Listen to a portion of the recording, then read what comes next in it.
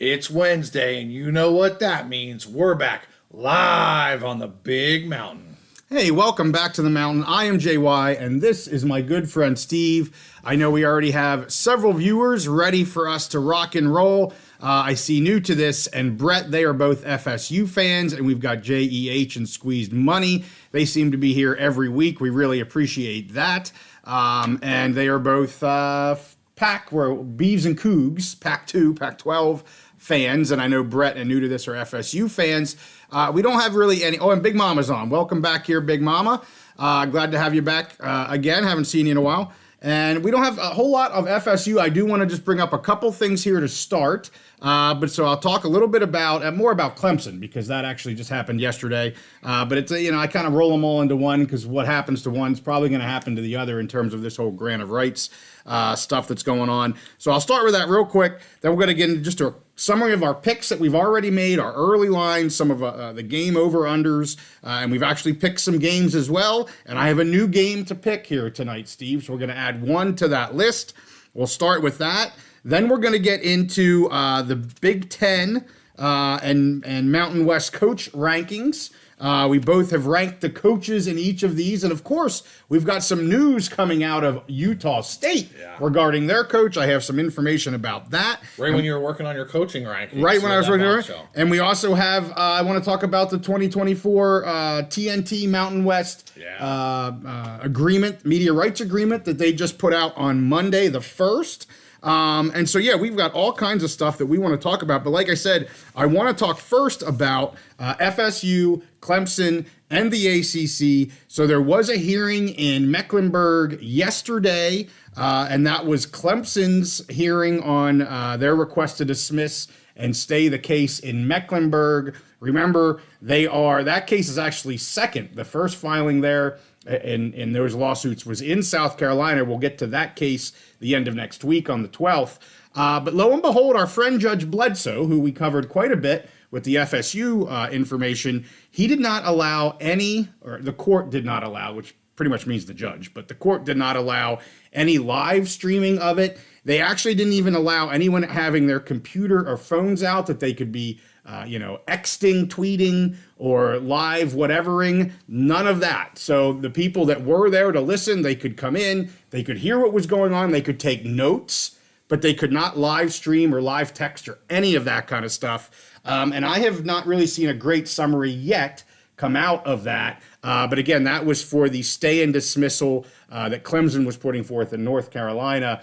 We're probably not going to get a lot of information until we actually get Judge Bledsoe's written order on that. And I'm anxious to see what he says here, because the shoe is a little bit on the other foot for the ACC here. They were the second to file in that case. So we'll see what Judge Bledsoe has to say there, Steve. Anything for our FSU fans or ACC, anything you want to add to that? Yeah, so first of all, really strange, because we've had cameras in Judge Bledsoe's court before, from what I remember.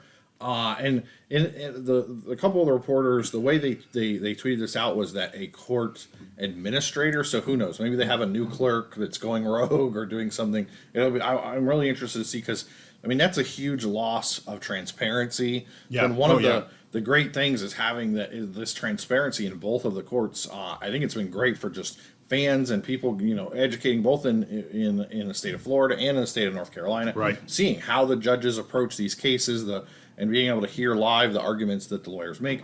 I will add, so outside of the hearings, as far as timelines, there's more and more chatter. I think anyone who watches Josh Pate's show, he kind of had a recent thing. He did. Yeah. He's stirring all kinds of pots right now. He is. And I'll tell you, he's never been a pot stirrer when it comes to that in the past.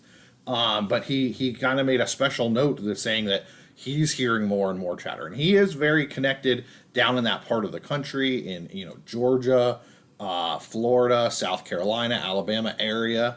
Has a lot of connections in the media, and kind of, he worked in local sports before and in the Atlanta area. Right. So he has some connections there, and he's starting to stir, like you said, he's stirring the pot.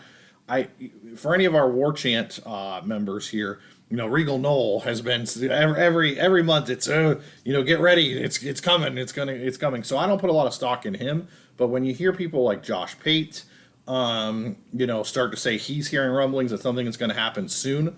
I put a little bit more stock in that. And I did think it was kind of interesting. I can't remember if we talked about this on another episode, but Paul Feinbaum on ESPN talking about where he doesn't believe that Florida State necessarily has a definite place in the Big Ten. I 100% totally disagree. Now, and his reasoning basically is the academics part. Yeah. And and our audience knows, I've said all along that the Big Ten presidents, they do factor in academics, especially AAU membership, research, that kind of thing. Yeah. And Paul Feinbaum was saying basically that Florida State does not meet that profile. I disagree. They don't meet it maybe 100% yet, but they are on their way to becoming an AAU member. They have increased. They're doing everything needed to do to increase their research dollars with their medical school and some other things like that. So I disagree with him. I think Florida State does have a spot. Yeah. And honestly, I think that's a big part of the reason why they've been so aggressive. Now, I do want to talk. We have Genetics in the chat. Yeah. One thing real quick. He's talking about the there's been a new change in the policy for the Big Ten. Right. Revenue sharing, ticket sales revenue sharing. It's something the Big Ten has done for a long, long time.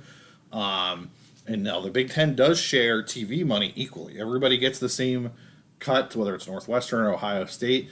But and they have been sharing ticket revenue, not the whole ticket revenue. I think it was a small percentage over the years, and they're ending that now. So that's a huge thing in the Big Ten. I don't have a lot on that yet. Genetics brought that to my attention. We were kind of talking offline. So that's my just kind of quick little FSU and Big Ten nuggets. Yeah, and the Josh Pate stuff. I honestly haven't read any of it. I think the gist of it is what you said, but it's those like. I don't know, the way he kind of does it where it's insinuating more. I don't know. It just rubs me the wrong way. I don't like it. I never thought he was that type of guy, but he seems like he's becoming that kind of guy. At least with this right now. Maybe I'm off base, but I don't really like the way he's kind of putting it out there. It's like he's like there's people on this train and he's kind of late to the party, but he wants to get on it, and Lord knows he has a ton of viewers. So I'm not. And you brought me on to him several years ago when we were doing picks and bets, and that's what we do. I don't know. I just didn't really like the way he kind of went about it, but maybe I'm just salty about it. Well, no, I get it, and here's the thing: he's not a proponent of conference realignment. He wants basically everything go back the way it was. Yeah. So he's never really kind of ridden that hype train or whatever. So to me, it is a big change. So it could be just, hey, he wants to get on the buzz train, or it could be he really is hearing a lot of chatter and people are telling him behind the scenes that it's going to happen soon. Yeah, so, I'm not saying he's lying. That's not at all what I'm saying. It's just the way he's going about making people know that he has he's hearing things. I don't know. But enough of that. That's not what we're here to talk about. Let's get to a summary of our picks so far. Yep. And then, as I said, I want to throw out a new pick. So far, I'll start with myself, Steve. So far, I have Boise over 8.5 wins. Now, I know now they're at 9.5, but I took them, I don't know, a little while back. So you'll hear me keep saying 8.5 because that's when I said we should take that pick. I have Wyoming at over 6.5 wins. You can still get that. And last week, I added SMU over 7.5 wins. Really like that pick. Troy at over 6.5 wins. So those are my 4 teams that I'm taking over wins on. And Steve, a few weeks back, you took Rutgers to be over wins as well. They're 6.5. You like that. And then we'll get into some games. So last week we did kind of these early picks, and you went a little bit further out than I did. I was looking at week 0 and week 1. I took the SMU minus 23.5. This was last week. I did not check to see if these lines are still where they were last week. It's how we took them last week. But still like SMU, minus 23.5 at Nevada on August 24th. I like TCU minus 8.5 at Stanford on August 30th. And I like Arizona minus 30.5 against New Mexico on August 31st. And then last week, Steve, you took Fresno State plus 20.5. I know that is still at 20.5. I did look at that. Versus Michigan, you took Texas minus 3.5 versus Michigan. You took Iowa minus 2.5 versus Iowa State. And then you also took Ohio State minus 9.5 under that really important threshold of 10. So that's Ohio State minus 9.5 over Michigan. Yep. And that obviously we know is further out. So I said I was going to add one. Let's add one right now. The one I'm going to add is the Wyoming Cowboys. I did not see this line a week ago. I would have brought it up if I saw it. So I don't know if it wasn't there or somehow I just missed it. But the Wyoming Cowboys, they're traveling south to Arizona State. And Wyoming is getting 7.5 points right now. I love them getting the touchdown to beat the spread there. I actually like them in the game. Like if you really are a betting guy and you want to throw some money on a straight up bet, throw some money on the Cowboys here. But my pick is the plus 7.5 Wyoming against Arizona State. Well, I'm kind of shocked that Wyoming is getting 7.5. Yep. I understand it's on the road, but wow. On the road and a new quarterback. Yeah. So, but I really like that. So I'm adding that to my list. So that gives me 8 picks right now, Steve. And Steve, you have 5 picks right now. Yep. So that's where we're at with our picks. I think the next thing on the list, we wanted to talk about the Mountain West and TNT media rights agreement. That just came out on Monday. I was really excited to see this. So I did want to break this down a little bit after we talk Mountain West TNT. We're going to go to the Big Ten, and Steve's going to give you his ranked order of coaches in the Big Ten. I'm anxious to hear what Steve has to say. So let's get into the Mountain West and TNT media rights agreement. Again, it was announced on Monday the 1st. This is a multi-year agreement. I have not been able to access the agreement. I don't think it's been made public yet. It's just, whatever the two sides have been saying. But we do know that it's going to be exclusively on True TV and also being streamed on Max. So for those of you that are like, yeah, I want to plug in and watch it, you can watch an Impractical Jokers episode and go right into football and then watch the Jokers afterwards, because that's all they really freaking play on True TV. Or if you're like, hey, I'm away and I want to watch it on Max, I think it's great. You can stream the daggone thing on Max. 14 games that they're going to be doing. Can I say real quick, Max has been adding more and more sports. I love it. I'm a long-time Max subscriber.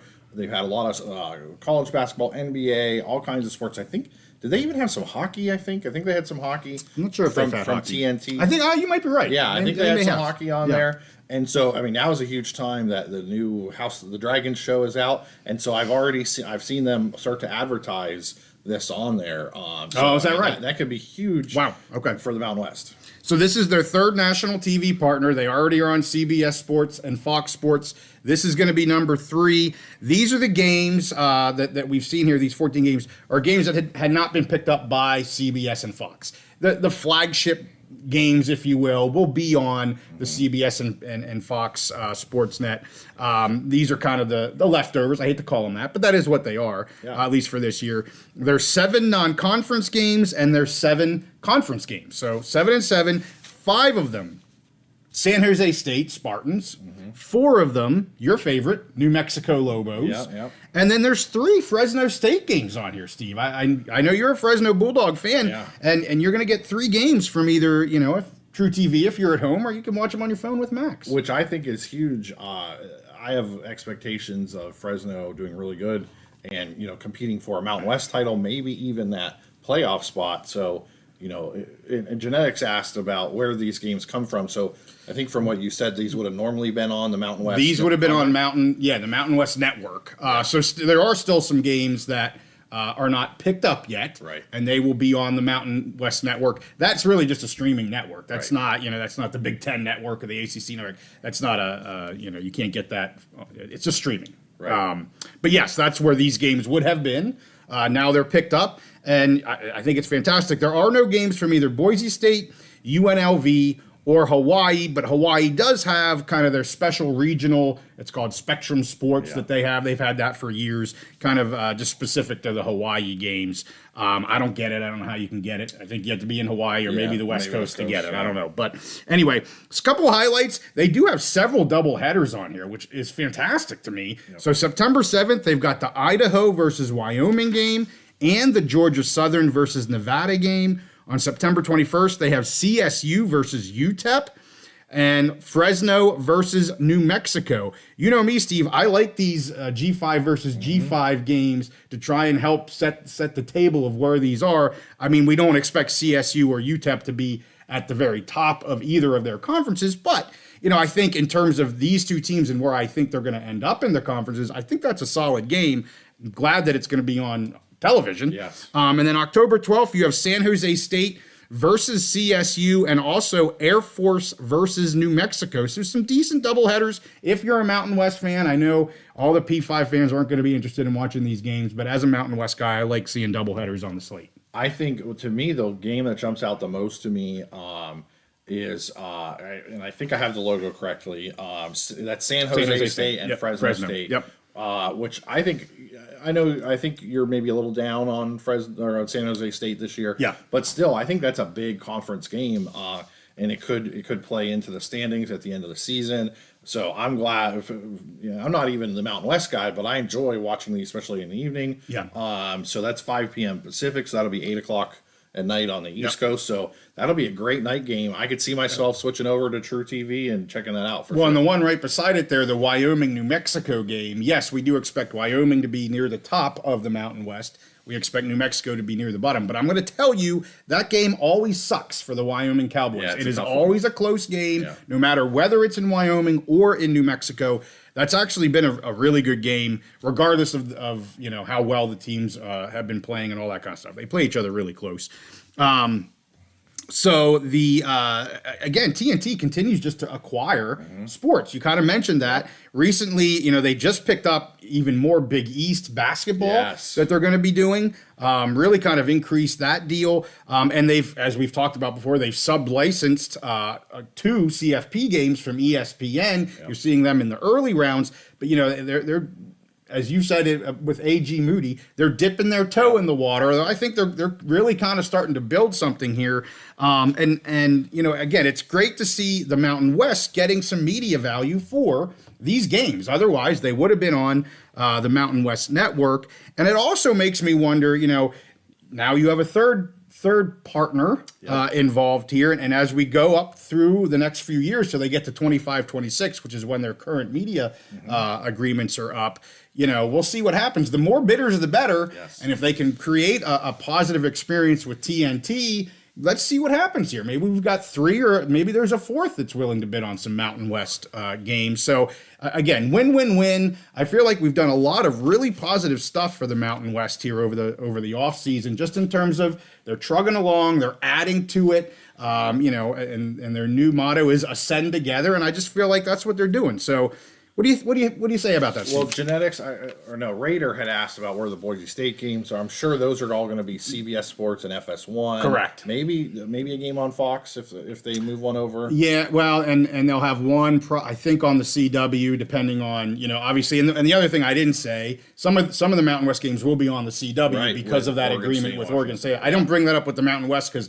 they're not receiving those funds. That's the Oregon State, Washington State, but they're on another network that, again, is trying to grow their sports offerings.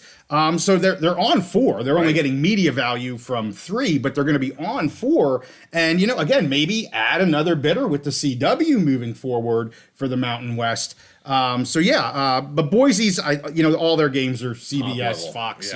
Yeah. So I really think it's a good strategy. I think Steven just came on. He said Mountain West did great, did well getting a deal with TNT, True TV. I totally agree. And to your point, we've seen this with the Big Ten. Obviously, it's at a different level, but where they've gone and they've split their package up to multiple different partners, and I think it's served them well having their games on different channels. So it's not just kind of hidden in one particular media company. I think having them on different platforms, different channels, kind of spreading the wealth, gets them a broader spectrum of just exposure. Yeah. And like you said, if you can bring in multiple partners and buy things, sometimes you make more money selling a bunch of individual things to people than selling one big package deal.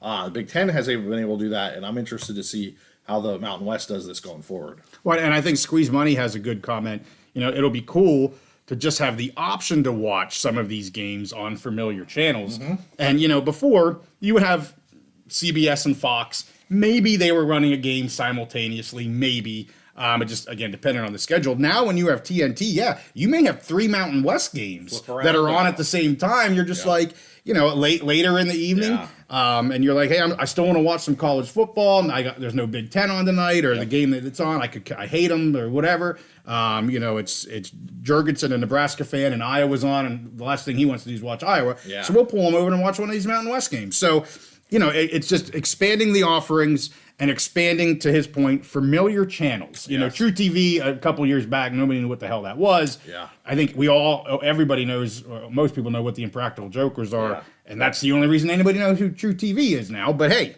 and get the name out there. And the thing is, people are familiar with that guide on their cable. They're familiar with kind of flipping through and seeing those games pop up. So to me, you get more channels on that guide, the better. You throw up the guide, you see college football. And for my guide, I don't know what the damn game is. All I see is college football. And I'm too lazy to wait and let it scroll. So I just click on the freaking thing to see what the heck it is. And if it's good enough, I just leave it on. So, anyway. So was there any other comments, Steve, that maybe we missed that we should have hit? People were just kind of putting their thoughts in about Florida State and Clemson, who'd be a good travel partner. We had Miami and who'd be a better travel partner for FSU, Clemson or Miami. I think they both have their positives and their negatives. My expectation, I would heavily lean more towards Clemson, less to Miami, but Miami could work. To me, the key, what I really think the Big Ten wants is Florida State. Sure. And I think Florida State and Clemson gives them that better package of that inventory of games against the top Big Ten teams. But if they couldn't get Clemson, if it didn't work out, Miami could be a good partner to come along with some of those traditional rivalries, but I would definitely lean Clemson as a. Yeah, new to this says, more networks, more better. Absolutely. It's competition. It's capitalism, if you want to say that. And they're going to they should be wanting to push themselves, I would hope. And then also, Brett, True TV did do a lot of March Madness. That's on that whole TNT when there's whatever. You can flip through 5 different channels. And I'll be honest with you, I don't know how they do that. But sometimes the games I want to watch are on True TV. Yes, yeah. They're not on the flagship or even TNT. I'm like, the game I want to watch is on True TV. Yeah. But hey, I get the channel, so I couldn't care less. But I don't know how they divide that up sometimes. And the thing is, and usually on the cable guides, they're like together. TNT is there. True TV is right there. They are right there. And I think more and more sports fans between March Madness, NBA, and other sports have gotten used to going to that area on their guide to look for sports, which I think will also help the Mountain West. Amen, John. Don't care about the network. As long as it's on. Yeah. Totally agree. All right. Are you ready? We're going to the Big Ten coaching. Yes. Your rankings. We'll do that one first. Are we on the correct order? I didn't really write down the order. Producer, that's the next one. Thank you. Can we bring that up on the screen for me? It's right here. Well, yeah, I have it. Oh, I can bring it up on the screen too. Yes, sure. That'd be great. For my old eyes, and then that way I can look at the camera here. Look what our producer did. Yeah. Put it right a little American flag. Very Happy awesome. 4th of July. I was going to say that at the end, but let's say it now. America, Independence Day. America. All right, there you go, Steve. Can you see that? Yes. Is that good? That's better. All right. So I'm going to start at the bottom. You see the whole list here, but I want to start at the bottom. I have this group down here, kind of like my bottom 5. And you'll see there's a kind of a theme with 4 of them, and one of them maybe is a little bit different. So UCLA and Purdue. 2 of the newest coaches, especially UCLA with Deshaun Foster, who was a great player back in his day and has done some good things. But I really think people are expecting UCLA to struggle. And this, as far as I know, this is his first head coaching job. Ryan Walters at Purdue, they had it rough last year. He was a very good defensive coordinator, I think for Illinois the year before that. If I remember correctly, and we'll see. He's still a newer head coach, going to struggle a little bit. And I'm going to skip over one. I'm going to go up to Northwestern. Okay. Again, just kind of a newer, younger coach. He exceeded expectations last year. David Braun. I think he may have been the coach of the year. So it kind of, I have him down here kind of low. But a lot of that is just he's a newer coach. Yeah. We'll see. You do it once. Is it a flash in the pan? Is it luck? Do it twice, and you'll start to get more respect. Sure. And then someone you're very familiar with, Signetti at Indiana, was at IUP back in the day, and then was at was it Appalachian State or JMU? JMU. Okay, was it JMU? Very successful, really good coach. I have him down lower. He has a lot of coaching experience, but not at this level, obviously. And he's kind of had a fast rise over the last decade or so, I would say. So I'll root for him. Yes. And I mean, I think it's fair where you have them overall, but yeah. I'll tell you what about Indiana. I got two things about Indiana. I went through their schedule. I've been doing all my picking games and stuff, getting ready. Okay. They have a really favorable schedule. I mean, they do play a couple big boys on there, but they have a favorable schedule where they could easily. I could even see them getting to like 8 wins this year, honestly, which I think their over and under is like 5.5 or 4.5 or something. But if things play out right, I think they could, due to their schedule maybe being a little easier, I think they could greatly overshoot their win totals. And they brought over from Ohio that quarterback, was it Rourke? I think his name is. Really solid quarterback. A lot of people thought he might have went into the NFL draft last year. Didn't do that. Transfers to Indiana. He's in the Big Ten. I like him. I mean, the idea of him, an experienced quarterback running Signetti's offense, I'm excited about it. I think there's a lot of promise there. So the one that doesn't quite belong here, Mike Locksley, Maryland. To me, and I meant to bring up the stat, maybe one of our viewers can find it. His career record as a head coach is abysmal. I think he kind of rode the coattails a little bit of, was it Talia? And now he's gone. Right. I see Maryland struggling a lot this year. You've really seen them over the years. They've had some years maybe where they were pretty successful and then they faded down the stretch. Yeah. To me, that's a sign of coaching. I think how a team finishes down the stretch, unless there's just crazy injuries, then it is what it is. Yeah. But I think he has set that bar of he's been able to keep some players home. Good recruiter, been able to keep some players home in that DMV area. But his teams, they look good at first, and then when the crunch time comes, they really fade down the stretch. So I think this could be Mike Locksley's last year in Maryland. I see them struggling, so I've got him there. Okay. Minnesota, I have 13. PJ Fleck, he was kind of the golden boy a few years ago. Minnesota really has been stuck in neutral, so leaving him there. Jed Fish coming over to Washington. I have him down there just because he's kind of making a step up. He's new there. I think he's a good coach. He could do well. Michigan with Sharon Moore. If I can jump in, I'm a little surprised you have Jed Fish that low, just because he has the experience. I know he's going to the Big Ten, but when I look at Sharon Moore, who's just ahead of him, I think, how in the world didn't you put Fish at least ahead of that guy? Yeah, well, but you're just getting him, so you can explain it to me. To me, Sharon Moore was basically the de facto coach last year of Michigan in many ways. I mean, Harbaugh missed a ton of games, and he was and they had no drop off really, and just the experience that he's gotten there. That was kind of a coin flip. Jed Fish, I just kind of knocked him down only because it's this is confidence ratings in the job they're going to do this year. Here's the thing: is Jed Fish could do an amazing job this year, but they just lost so much in Washington that the results may not show that. So it was a little bit of a coin flip. I definitely could see Fish climbing up the charts over the next few years. So I already talked about Sharon Moore, Brett Bielema. I mean he has shown he can win in the Big Ten. He has a lot of experience.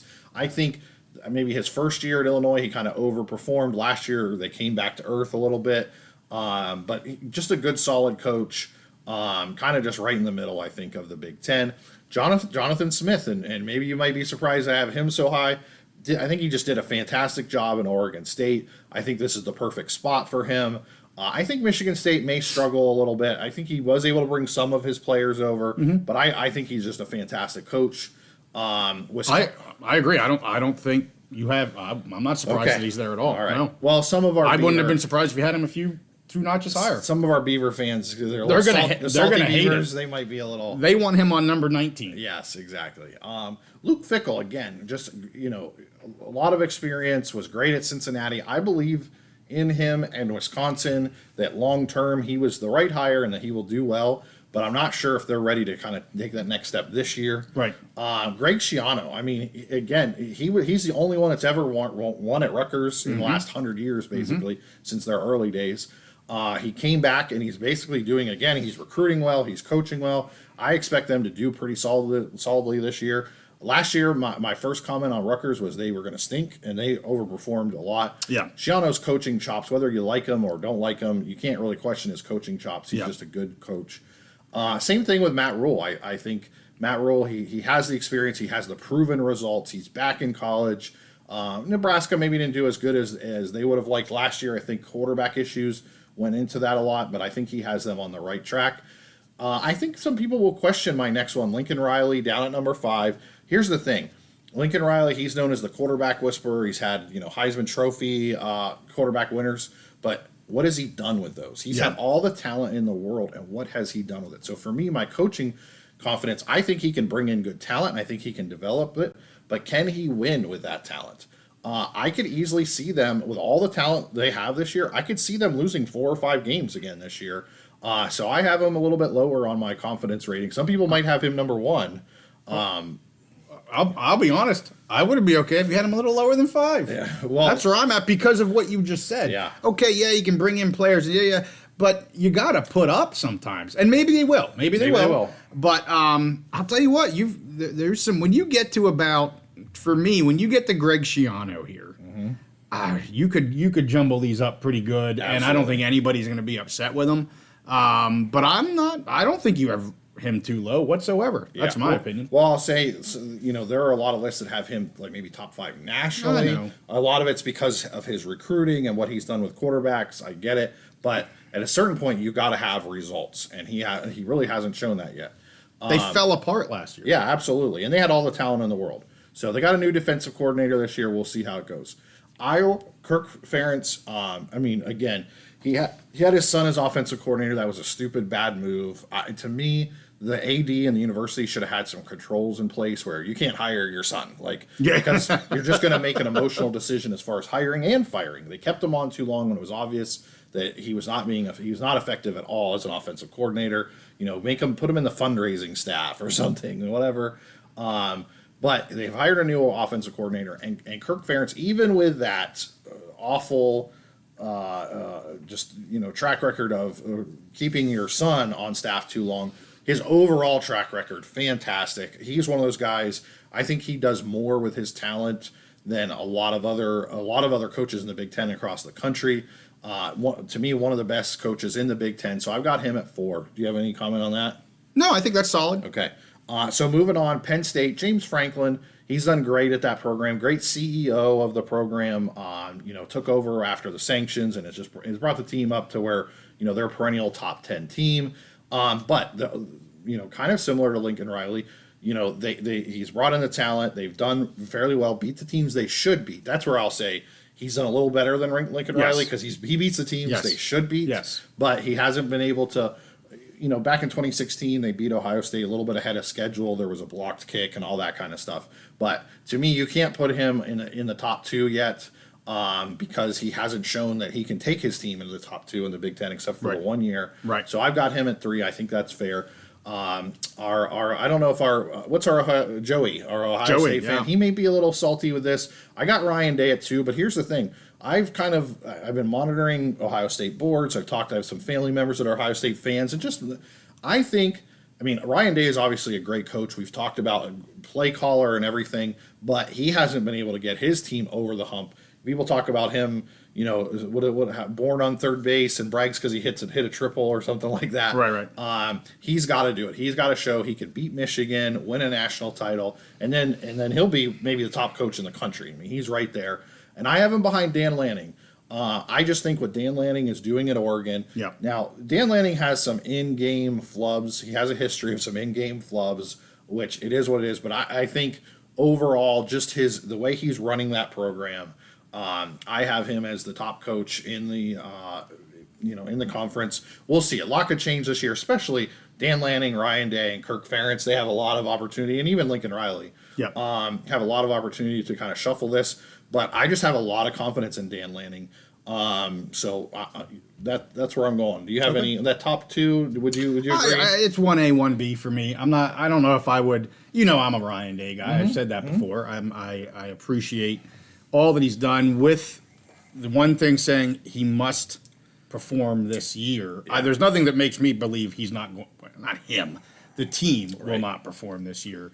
Some people say it's national championship or bust. I say it's at least getting to the game or bust. I think as long as they get to the game, that's what I would expect from this team this year. Even their quarterback just came out. He did. I saw it. National title or bust. He did. But I think your top two are your top two. Again, as I said, from three to about 7, and I would put Shiano in that. Yeah. I think I could just shuffle them around. You could make an argument for anyone. I am a Matt Rule fan as well. Yes. Maybe some people think maybe he's a bit high, but I think he's a great coach. And to me, I will just say I'm going to go down a little bit lower and bring up your 14th and 15th pick here, and that's Curt Cignetti, and I gotta support my homeboy. And Braun, who I was a huge fan of last year. What was done at Northwestern, everything that they did was fantastic. Yeah. And I look at when you're looking at coaching, and if we're going to do the Mountain West here in a little bit as well. And I'm going to ask my producer not to put up the Mountain West slide until I'm done. I'm going to hold everybody in suspense. Oh, okay. But anyway, back to my point. I look at I'm going to use these two guys and say, look what happened when they became the coach, and they're two totally different things. So let's talk Cignetti first. Yeah. Right, he has moved up the coaching ranks super fast. That doesn't happen because you're born on third base, so to speak. Right. I mean, look what he did with He's JMU. Earned his way every way he's earned his way. Clearly knows what he's doing, and now he's in the Big Ten in. For college football tournament, like in a heartbeat. Like it happened really fast. He's got to know what he's doing. Like, yes, sometimes it's a bunch of BS, but usually they're damn good coaches. And I would say the same thing for Braum, although the sample size is much smaller. Yeah. But look at what that team was able to do last year with him when they were in just turmoil in the beginning of the year. Nobody knew what the heck was going to go on. We're going to talk about another potential turmoil situation in the Mountain West this year. Very similar. And so I look at that, and so I'm not saying where you have them ranked is wrong. Right. But when I look at these coaches, not the teams necessarily, but the coaches, I always give guys like that more credit because they're taking a team that's not supposed to be great or good. And they're actually pretty damn good. Exceeding expectations. And to me, that's a lot more about coaching. Yes, you find diamonds in the rough, and yes, some guys have stellar seasons and you lightning in a bottle. I get that. But a lot of that's coaching, in my opinion. So that's all I would just add to that. Yeah, and I like the people that you picked. And I would say, in addition, so you said Fish and, you said Cignetti. I said Cignetti and Braun. Fish. Talked about Fish earlier. Fish, yes, I talked about Fish earlier. And so, to me, those are the three: Fish, Cignetti, and Braun. I was going to mention Fish. Are the three that could easily jump up the chart this year if they exceed those expectations, especially for Braun if he's able to do it 2 years in a row. Right. If Cignetti were to come in and win 7 or 8 games in Indiana, I think that would be huge. I mean, just making a bowl. If he can come in and they can make a bowl, that would be fantastic for them. And there's some guys on there that could drop. Fickle, if they're awful this year, he could easily drop. I have confidence in him, but he could drop. Who else here? Bielema. I mean, if he craps the bed at Illinois, if they're just like a 6-6 team or even worse, I think they won 7 games last year. So if they stayed in 7 or worse, he could really drop. And PJ Fleck. I mean, I don't have a lot of confidence in Minnesota this year. Their talent level. They could have a really bad season. If he were to have another bad season, he could plummet off this list and maybe even lose his job. So I think the 3 that you identified are definitely people that could move up if some of those guys move down. Okay. Well, let's get down to our commenters. Let's see what people are saying down here. Sorry, we were looking at these. Let's see. Let's get up here.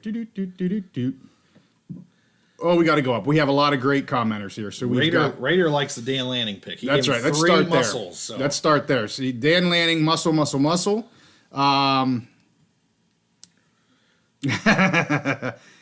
Tyler asked which coaches are on the hot seat. I think the 3 not Fickle, but Fleck. Who else did I say? Oh, and Bielema. Bielema, right. Fleck and Bielema, I think, and then Loxley. I think those 3, if they have bad seasons, they could be on the hot seat. I'm not saying they're on the hot seat yet, but if they had bad seasons, they could be on the hot seat. And Genetics said Fish doesn't have much track record as a head coach. 2 games at UCLA. Did take Arizona to 10 wins. Yeah, I mean, just impressive last year for him. But that's a good point. He doesn't have a big track record as a head coach, but he has a really diverse background as a coach. He has been a lot of different places, had a lot of different positions. Genetics doesn't like my pick of Kirk Ferentz. I get it. Their offense was terrible. He had his own son running the offense. Let's see how it goes this year with a real offensive coordinator. Yeah, John says Rutgers will be good. Steve agrees and kind of got on that as well. But anything, I'm going to go over this real quick. Of course, I knew JEH didn't disappoint. Yeah. He wants Jonathan Smith to lose every game. I knew that was coming. Thank you for not disappointing us. John Hawks, Maryland and Minnesota will finish dead last. I could see that, honestly. I really could see those two finishing dead last. We'll see, like what a team like UCLA and Purdue do, but I could see that. Illinois, too. Someone said Illinois could finish second to last. Illinois, they're at a crossroads. They either have to take a step forward or they could drop and... Let's see if teams. Okay, so Tyler says which teams could surprise this season, which teams could disappoint. So I think you just kind of went over the couple of the disappoint from the coaching side, but even just with that, just the teams that maybe have the downward trajectory. And I mean, if you're talking coaches, we've talked about some teams that maybe could have an upward trajectory. Anybody else you want to bring up? I know we're going to be doing previews and stuff, so I don't want to get ahead of ourselves. I'll just reiterate, I think Rutgers is a team that is going to surprise some a lot due to their schedule. And I think Iowa, I know we had some Ferentz haters on here, and I don't like Iowa. I mean, ever since what happened a couple years ago at Penn State, I have no love for Iowa or Kirk Ferentz, but because of the way their schedule sets up, a lot of fans say, oh, Iowa's not in the Big Ten West anymore, so they're going to suck. Well, if you look at their schedule, they basically have a Big Ten West schedule. They could basically, even with no offensive improvement from last year, they could still win 9 to 10 games this year. So if you just get a little bit of offensive improvement, they could be in the Big Ten championship game just because their schedule is kind of easy. Yeah, and that college football guy, just says Signetti's been around for a long time. Elon, JMU, now to Indiana. He'll improve this team rather quickly. His past history says he will, and I'm a fan, so I would completely agree with that.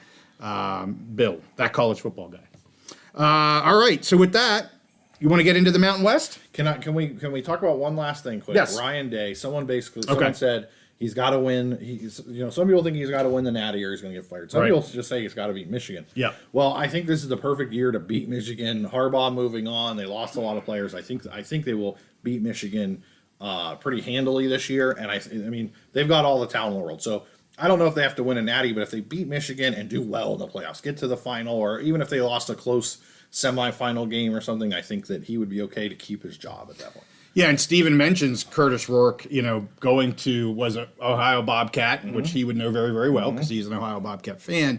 I've been a fan of his as well. Yes. And so, I got two reasons this year to at least, kind of root for Indiana. Of course, Signetti and also Curtis. I'd like to see him do well in the Big Ten as well. So I may just for this year be a little bit of an Indiana. I don't want to say homer, but I'll be following them. I think they are going to surprise some people. I hope they do. Well, let's get to the Mountain West. So 12 teams, a little bit less. And like I said, I'm going to hold everyone in suspense. I'm not going to put it up on the screen, but go over these. I don't think I have too many surprises other than there may be one coach that people think I have a little bit low and one coach that maybe people think I have a little bit high. And Steve, you mentioned that you kind of did on confidence for this year. I did it more off of just pedigree. I tried to rank these coaches just in terms of if I was to pick a coach for a Mountain West team, who would I pick? And then you get 1 through 12. Yeah. It's my opinion.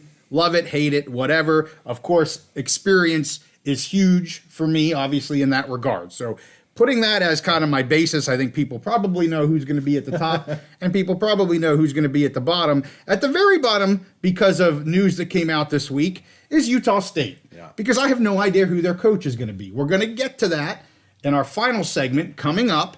I shouldn't say I don't know. There is an interim coach. We'll talk about that. But I'm going to throw them down at the bottom. Utah State. I mean, Blake Anderson would have been in the top half of the Mountain West. But he is 99% chance going to be terminated. Yeah. And again, we're going to get to that. So Utah State's my number 12, question mark. Number 11, maybe this will surprise a few people because he does have some head coaching experience. But it's the Nevada new head coach, Jeff Cote, and I got to learn how to say it. I think it's Cote or Cote. I need to learn. I apologize. But he was the head coach at Montana State from 2016 through 2020. Was 28-22, which isn't too bad in FCS. He was the co-DC defensive coordinator at Texas from 21 through 23. So that definitely, propping up your resume there. And he does have past Mountain West experience. both at Utah State and Boise State, but I do have him here at 11. Some of that is a little bit confidence. Like I feel bad for him. He's again coming ever since Norvell left. It is just a churn. There's no footing. It's quicksand there in Wolfpack territory. So a little bit of this, I think, is confidence for this one to have this one this low. I just don't expect a lot out of him, but I don't have ill feelings towards him. But I just can't get him any higher than 11th. So 10th, Jay Salvell, Wyoming Cowboys. No head coaching experience, right? He was promoted after Coach Bowl retired.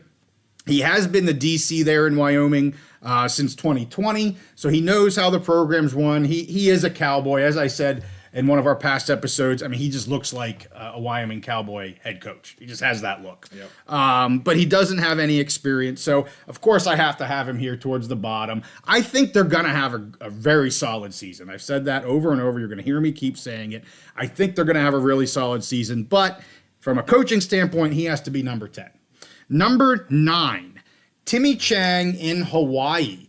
So, he's starting his third season here as head coach in Hawaii for the Rainbows. It's one of the harder places to coach. We talked about the recruiting aspect, everything that has to do with Hawaii. So it is a harder place, one of the harder places to do it. He has an 8-18 record as the head coach.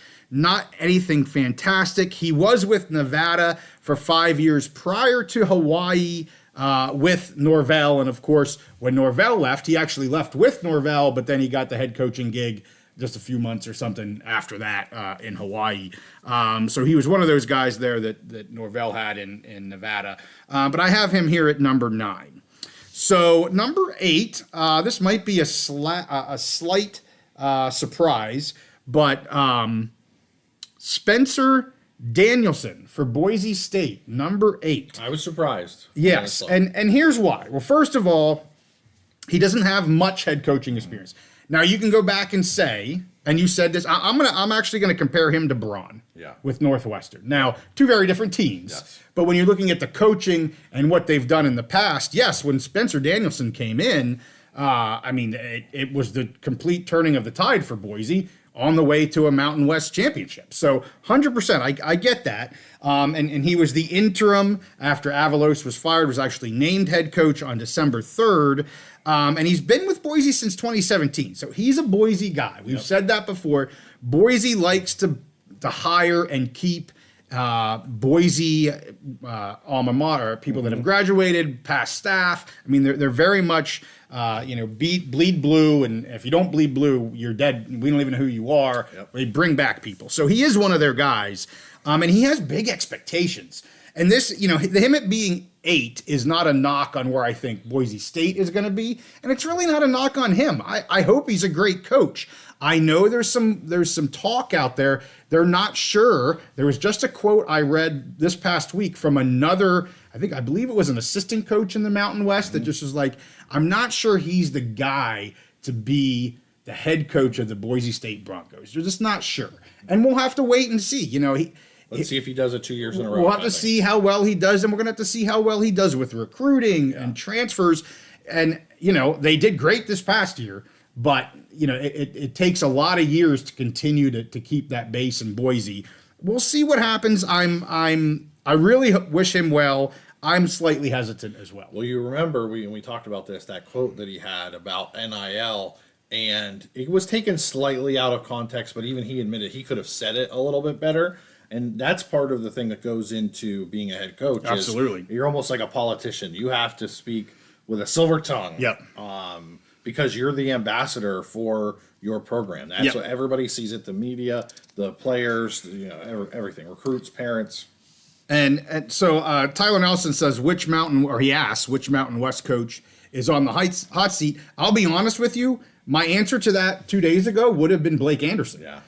He had been there long enough. He's had enough time to build a program to be a well above 500 program. So I would have said Blake Anderson, not because of what's occurred here the past 24 hours or so, but I think he would have been on the hot seat. Now that he's not there, I think Timmy Chang, I think he could be a guy on the hot seat. Remember, we've got a lot of new head coaches. Yeah. Now that Utah State's going to have a new head coach, we've got 1, 2, 3.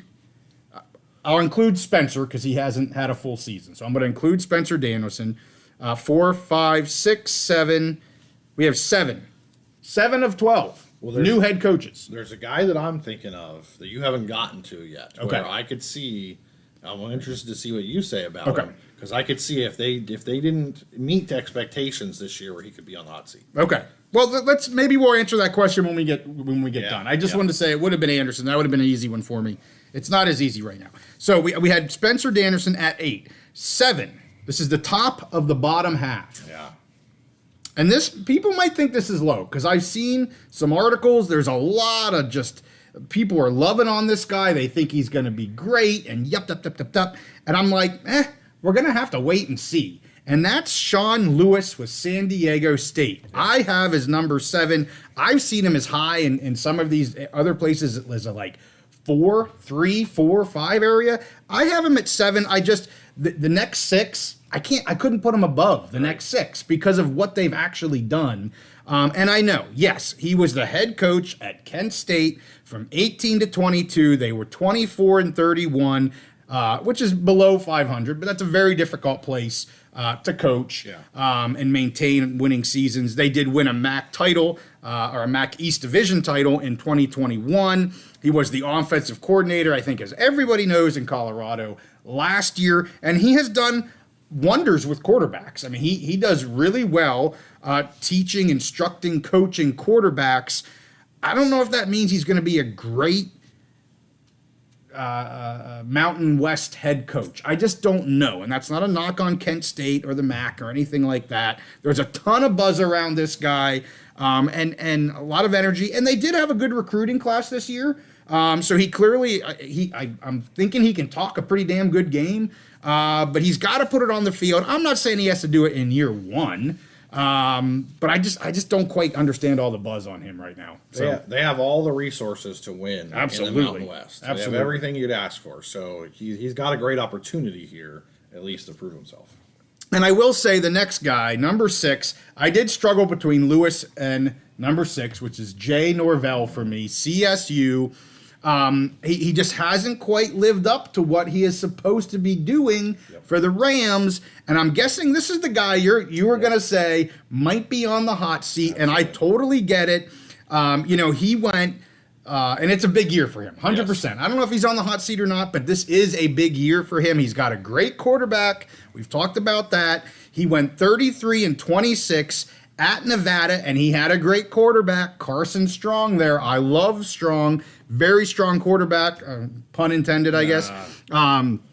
And he has a lot of OC experience. Nebraska, UCLA, Oklahoma. He's an offensive mind. Expectations are very high. And they did have a solid offense last year. But guess what? There's 2 sides to the freaking game. Mm-hmm. And they've got to get that figured out. So you shaking your head. He's the one you're thinking is probably hot seat. And that's why I kind of have him down here at 6. Like, it is put up or shut up time. I can't have him in my top 5.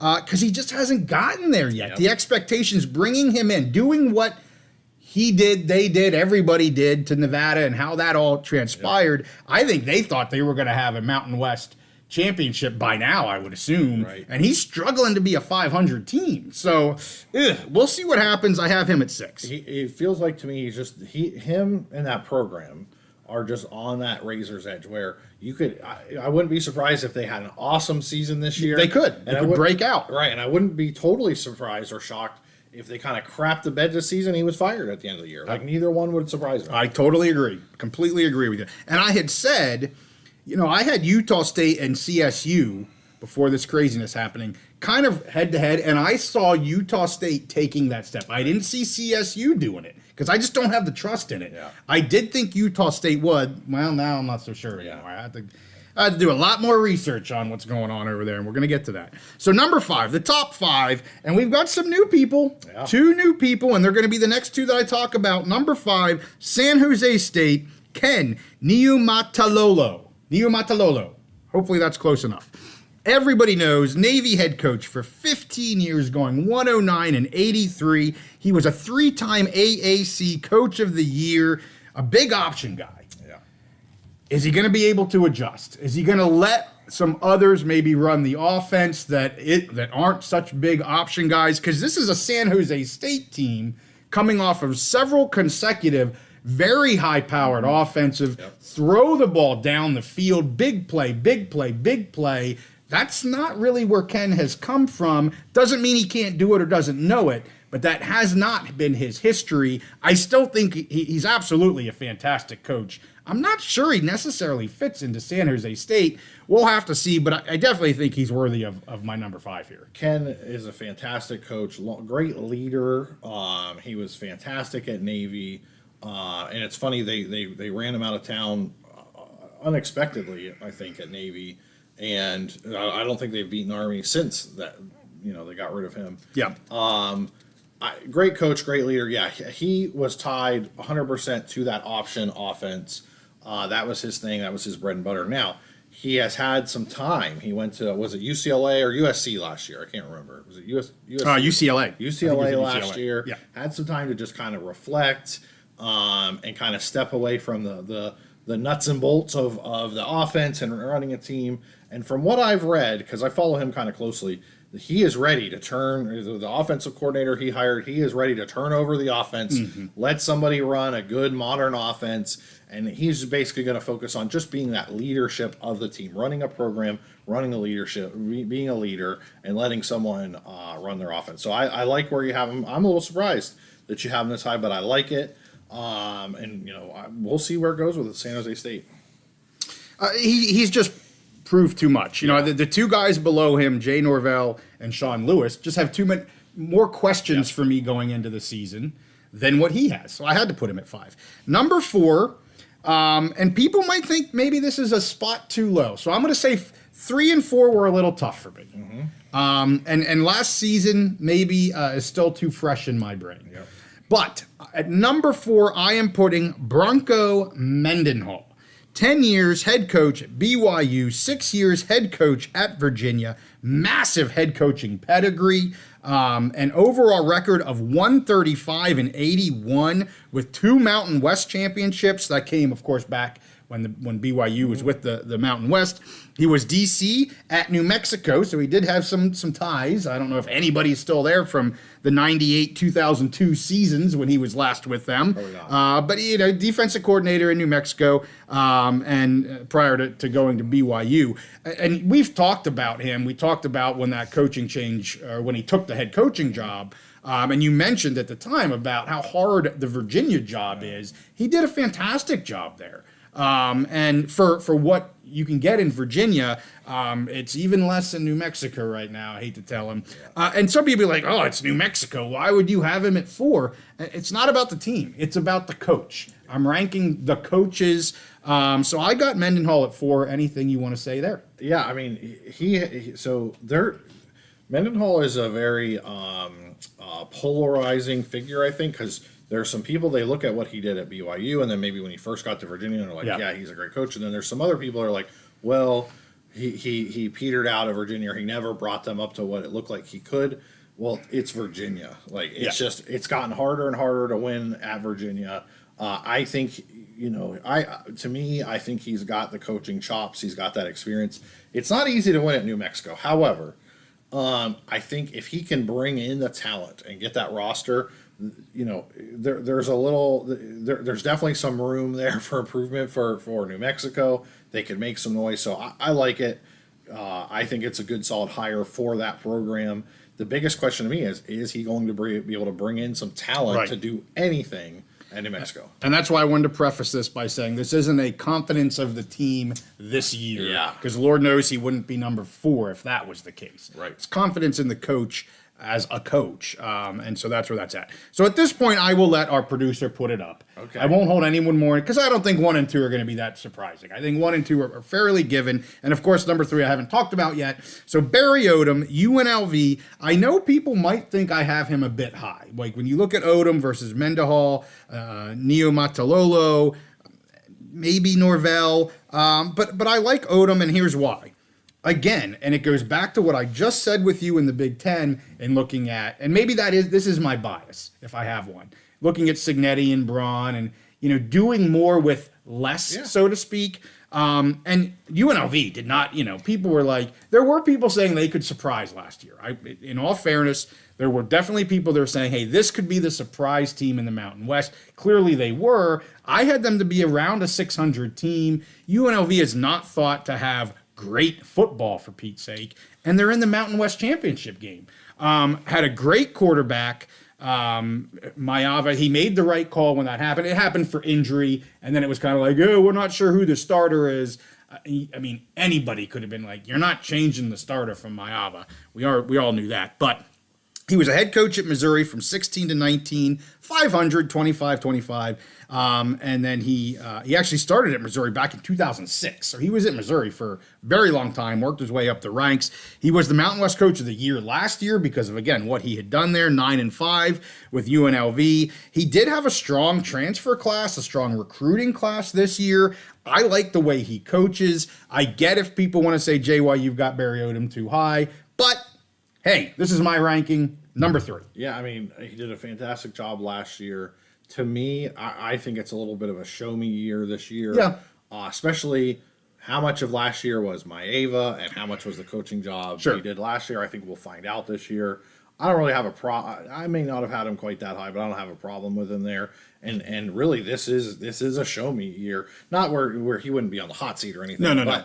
But I think he can. This is an opportunity for him to show he is a really good coach, and it wasn't just, hey, Maeva was a flash in the pan last year. So if there's one guy, you mentioned some people that might move up or move down, he's either going to kind of, if we do the same thing a year from now, he's going to stay about where he's at, or he's going to be down into maybe 7, 8, depending on what happens this year. For sure.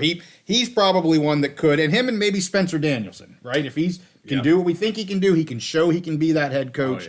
Those are, I would say, the two guys that have the greatest chance of Spencer to the upside, Barry to the downside.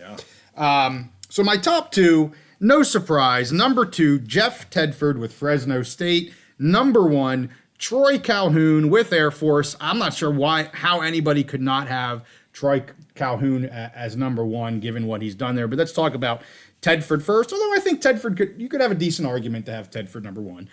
This is his second stint right now at Fresno to be the head coach. He began back in 92 through 97 with Fresno, so he's been around the block a little bit. He was the offensive coordinator at Oregon and also spent 1 year with the Tampa Bay Buccaneers. And he did great things for Cal. Was the head coach there for about 10 years, 2002 to 2012. He had a Pac title, shared a Pac title there for 1 year. He's won 2 Mountain West titles. Overall career record, 127-79. He does have some health concerns now. He left the team there at the end of last season, did not coach the bowl game. He is back. He's planning on coaching this year, and he is a great coach. I think his time is probably limited, especially when you're hearing he stepped away before because of some health concerns, and now he's doing it again. So I wish him well, and if time is time for him to hang it up because of his health, he needs to make that decision. But I'm not his mama, so I'm not gonna hold it over his head and tell him he's got to stop. But you don't want to see somebody have some serious health concerns. No. So I think Tedford runs a fantastic program, and honestly, if the dude was like 10 to 12 years younger, I could see him being a guy. If Fresno State performs this year like I think they're going to perform, I could see him being a candidate for like a P5 coaching job. But obviously, with his age and his health, that's probably not in the cards. But he runs a great program. Yeah. Yep. So then last one, again, as I said, Air Force, Troy Calhoun. He's been there as the head coach since 2007. Mm-hmm. This is his alma mater. He is the longest tenured G5 coach. He's 130-82 with 2 Mountain West Division titles. He was the 07 Coach of the Year in the Mountain West. And he does have some NFL seasons in him. He has a couple with the Broncos and the Texans as well. In 17 seasons as head coach, he's only been under 500 4 times. That's pretty amazing. Yes. And, we've talked, again, several times about the service academies. Yes. It's just a different athlete. It's a different environment. Some of that's good, and some of that's from an athlete standpoint, size standpoint, football, maybe not as good as what you would like. But he's figured out how to make it work, and he's made it work pretty darn good. Yep. So he's my fairly easy number one. But again, as I said, you could make a case for Jeff Tedford, I think, as well. My question with him is he going to be able to adjust to a new landscape of college football? And we talked last year about the rule changes with the blocking. Our Air Force obviously still had a great record last year. They had a little spree there where they had some unexpected losses, but had a very solid record last year. Now with the new change with NIL, with the transfer portal, with the unlimited transfers, and now this revenue sharing on the horizon. Right. There's a question of, how many Mountain West teams are going to try and participate in that. I don't really know where Air Force and the other service academies, how they're going to be able to work that. So will he's been kind of a one-trick pony, with that running that option, and it's done great for him, especially, in the Mountain West. Can he adjust?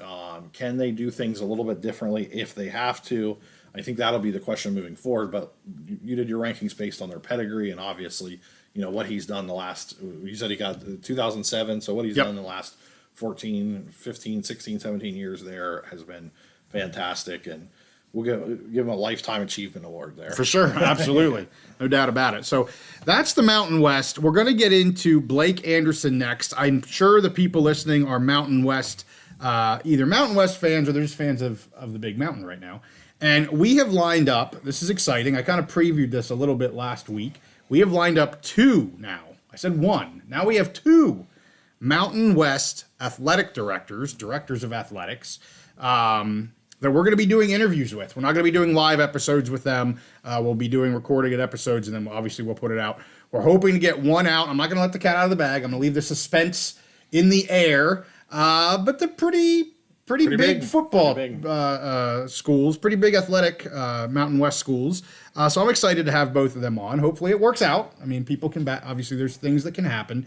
We're going to try to release one next week, and we'll get one out the following week. We're expecting talk, obviously, about their schools. We also want to talk about the Mountain West, and we want to talk, I know Steve wants to talk a little bit about both the settlement and, what is the new landscape look like in the G5, and what are they maybe planning for in their university for this revenue sharing model. So it should be really interesting conversations.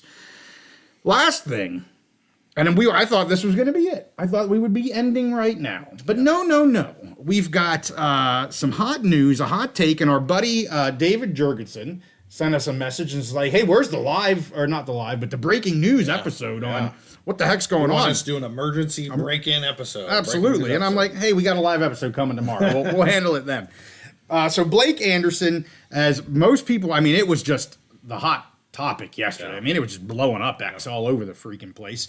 But was making headlines at Utah State because he was placed on administrative leave for now, but they have notified him of their intent to terminate. So absolutely looks like he's going to be terminated from Utah State University.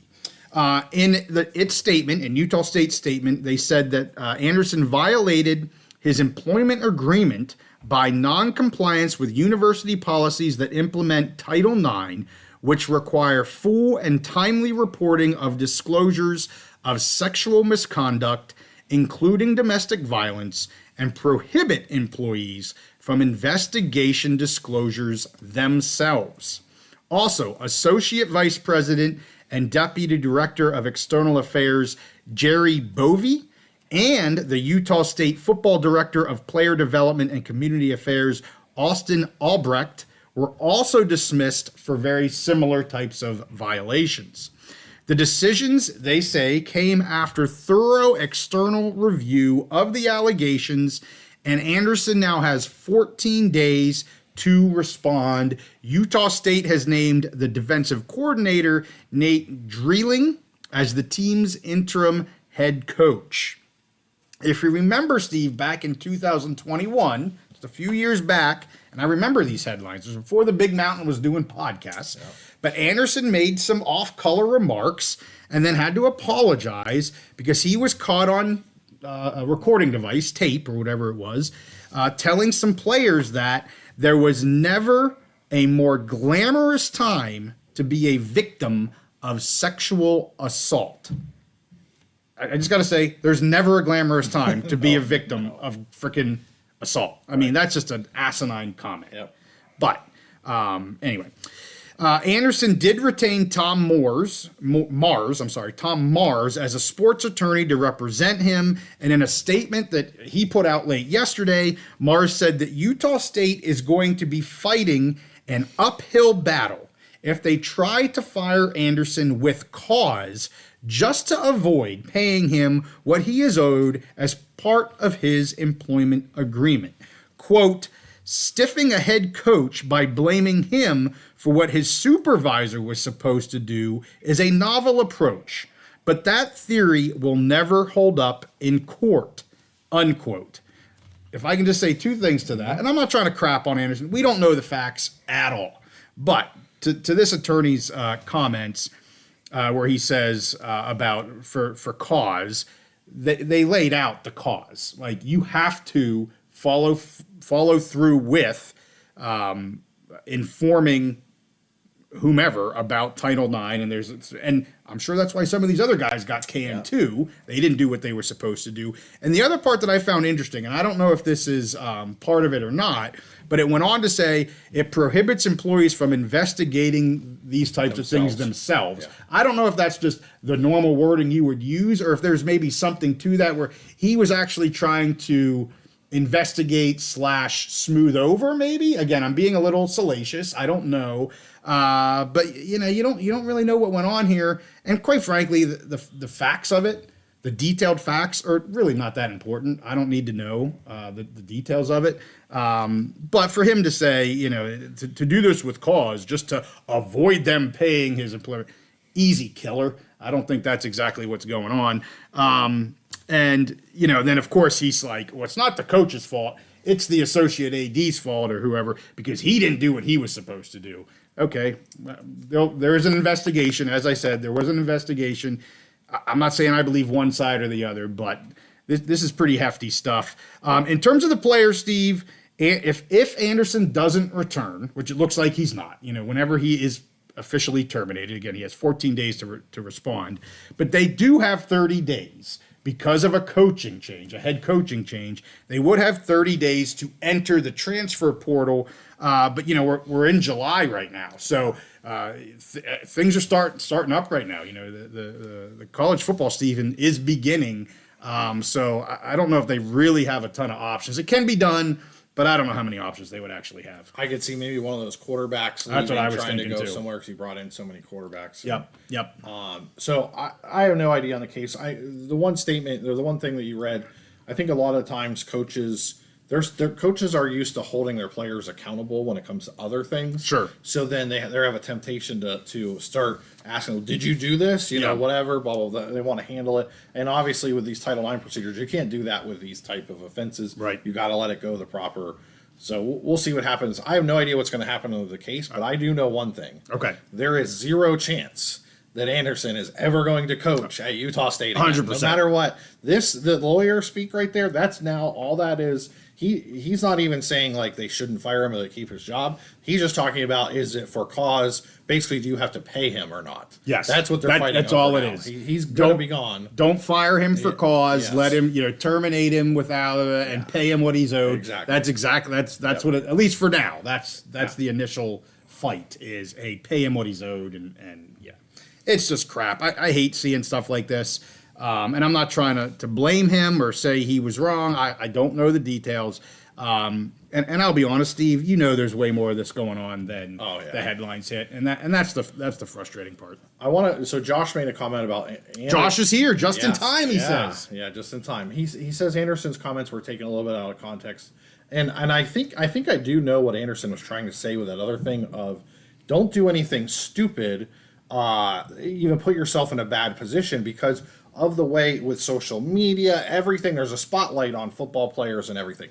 Now, he didn't use his words well because he said it's a glamorous time to be a victim. Sure. What he should have said is, obviously, you should always do the right thing, and you have to be extra careful to not even put yourself in a position that looks like it could be bad because of the tremendous spotlight you have on you as a football player with social media, and everyone's got cameras and recorders and everything now. He should have done that a lot differently. But I think maybe the way he worded his comments maybe kind of gave a window into that old school attitude. Yes, of right. things. So. Well, it's the old school attitude. And of course, you're going to bring this up now. You're going to bring that up 3 years later. Well, remember, he said this. Mm-hmm. And now he's getting, fired because of sexual misconduct. I don't think it's his sexual misconduct. It seems like it's the lack of reporting or follow through or whatever the case may be because of Title IX disclosures and things like that. And there was one other thing that Josh had mentioned here. Oh, he says the DC seems solid. Hopefully he keeps them together. But yes, Anderson was the QB coach. That's why he's able to bring in all these new freaking quarterbacks all the time. Yep. And, again, it is a little late, but I wouldn't be surprised. I would not be surprised to see 1, 2, maybe at least test the portal, see what might be out there. Because if they came there for him as the quarterback, all the quarterbacks did. Yeah. That's tough. I have a question. I wonder if Josh knows the answer to this. Does that portal, does it start now, but since they've named an interim coach, or does the portal that period start whenever the official, because it could be months. We saw from the Michigan State thing, right? It could be months before they officially terminate him. So what I understand, it's not right now. It's once he's terminated. Okay. It read if he does not return. Yeah. So right now it's not a he's not returning. I mean, we agree, everybody kind of knows he's not returning, but it's not official right now. So he has to be terminated first. Right. So if he takes 14 days to officially respond, right? So now we're at July 16th or whatever it is, and then they don't actually terminate him maybe till a week later. We're talking maybe worst case the end of July, and that's when the 30 days starts. So it's not right now though. And I mean, again, from what we saw at Michigan State, it took even longer than that, right? Because there was legal battles and whatever. So it could be a while. There was someone asked a hypothetical. Should we talk about this? And just to be clear, I can get a little negative sometimes, and I know I said it, and I agree with you, Josh. Not holding any judgment right now at all. I mean, of course, when these things come out, he's going to get terminated. Here's what this thing says. There's been a thorough external investigation. It's easy to jump on the bandwagon and be like, guilty, right? But we don't know, and we'll let it play out for what it is. It's still pretty hot off the press. But yes, there was up. I think it was Raider. Right there, right in the middle. You get it? Oh, there it is. Stephen JY, here's a hypothetical for you. If the ACC implodes and if the Big Ten expands to 24, two pretty big ifs, so I'm glad he put them in capitalized. Yes. Yeah. I think there's still a chance the Big Ten adds Stanford to lower Notre Dame and shore up the West Coast. So, here's the thing. The more teams you add, the more you have to cut up the pie, okay? So to go all the way to 24, that's right now they're already at 18. To 24, they really have to cut that pie up into a lot of different slices. Now, if they were to add Notre Dame's probably worth 3 or 4 slices themselves. Sure. But here's the thing. Does adding Stanford to Notre Dame really lower, or Stanford to the Big Ten really lower Notre Dame? I don't think so, at least not for now. We've talked about Notre Dame. Right now, their whole entire goal is to become independent, or is to stay independent. Mm-hmm. They got what they want. They got a new TV deal. They have access to the college football playoff. Mm-hmm. They can schedule Stanford out of conference every year, which is what they've been doing for however many years. I just don't think that is enough to lower Notre Dame. I see much more of a chance of Notre Dame having more of a scheduling agreement with the Big Ten. Having maybe 3 or 4 guaranteed games per year. I just don't see. Now, again, if we're talking, we've been doing this context of our college football 2030 project, right. So between now and the end of the decade, I definitely don't see that happening. 15, 20 years from now, sure, maybe. Yeah. But I really just do not see Stanford right now as a viable candidate for the Big Ten. I think between now and the end of the decade, if the Big Ten expands, I think they're going to want to stay in that 20 range, adding maybe Florida State, and I have Stanford way down on my list as the 20th team. Maybe we get in the next decade, or and we see a scenario where you get a North Carolina can come over, and where there's really that would be a path to 24, but I just don't see it in the near future. I get it, Stanford has this great history of being a great athletic program. They're out on the West Coast. If the Big Ten really wanted Stanford, they could have added them when they added all those other teams. Sure. They didn't do it. They didn't have enough value to the media partners. And so the farther you go and you expand all the way to 24, you have to bring in more and more value. And I just don't know that Stanford brings in enough value. So I'm going to answer the questions, and that's much more of a Big Ten, although he does follow up about Cal possibly ending up in the Mountain West or the Pac West, whatever the heck we think that's going to be. And I would go back to our 2030 episodes, and I'm going to answer this as if we're talking 6 years from now, not 20 years from now or something crazy. But again, so if the ACC implodes, we both do not think the ACC will implode. So the answer to that question is we don't think that's going to happen. But I know his hypothetical is if it did. And if the Big Ten expands to 24, again, by 2030, we don't think they're going to expand to 24 by 2030.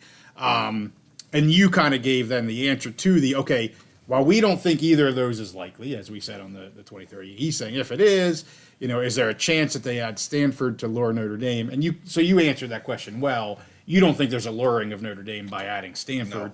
And I'll be honest with you, I agree with you. I think there's many other schools out there that they would probably rather have before they would get Stanford. So I guess I kind of agree with you. I just wanted to kind of relate it to one of our past episodes. Yeah, and really, I mean, if they wanted Stanford and Cal, they easily could have added them, gone to 20, had a full West Coast division. So I just don't see anything changing in the next 5 to 6 years.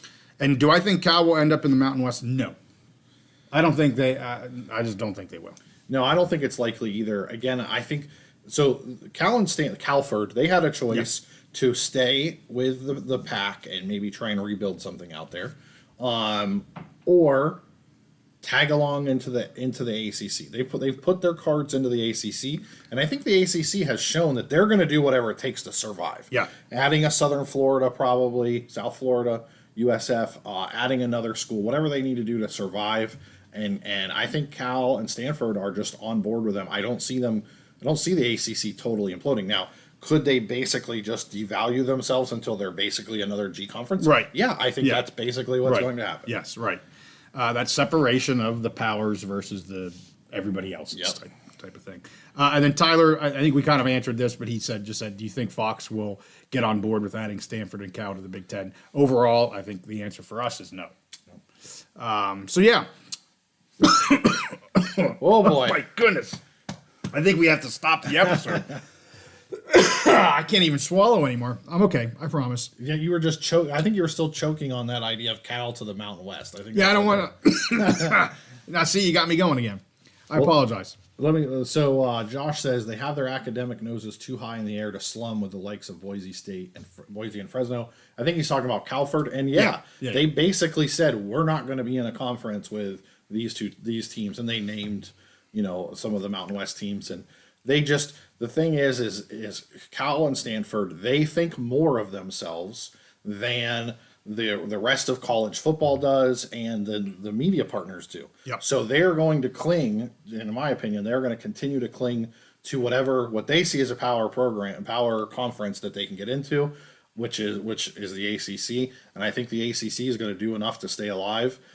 So they will, at least, even if they're just with like Wake Forest and those schools out there, they can say, hey, this conference is two coasts of elite academic institutions. Yeah. And they would rather do that than slum it with the Mountain West. And even Washington State and Oregon State. Yep.